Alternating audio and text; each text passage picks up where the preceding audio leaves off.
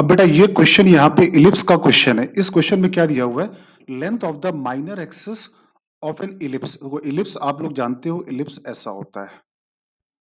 अब length of the minor axis, तो ये जो बी बी डैश है ये कहलाता है माइनर एक्सिस। तो बी बी डैश इस क्वेश्चन में गिवन है 2b। ये स्टैंडर्ड रिजल्ट है। Is equal to the 1/4 of the distance between the focus.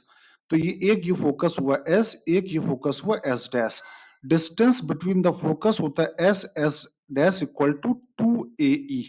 तो क्वेश्चन में क्या कहा गया है कि length of the minor axis is equal to the 1/4 of the distance between the foci. तो ये रिजल्ट हमें क्वेश्चन में गिवन है। और एक और रिजल्ट हमको याद होना चाहिए, बी स्क्वायर बराबर ए स्क्वायर 1 - E²। अब इस क्वेश्चन में इसेंट्रिसिटी पूछी गई है, तो it seems to be a easy question. कितना आ गया, 4b बराबर आ गया, 4b बराबर आ गया ए। ठीक है।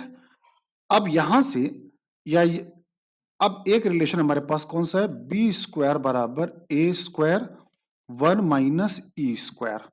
तो बी स्क्वायर बराबर ए स्क्वायर ए ई का होल स्क्वायर, बी स्क्वायर ए स्क्वायर, और ए ई की वैल्यू यहां से कितनी है, 4b है।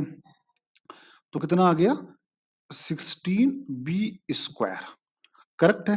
तो ये आ गया 17b² equal to a square आ गया। आई होप क्लियर है यहां तक। अब यही रिजल्ट उठा के फिर यहां वापस रख दो, तो ये कितना आ गया, बी स्क्वायर और ए स्क्वायर की वैल्यू कितनी है, 17b², 1 - E²। बी स्क्वायर से बी स्क्वायर कैंसल, ये आ गया 1/17 बराबर 1 - E²।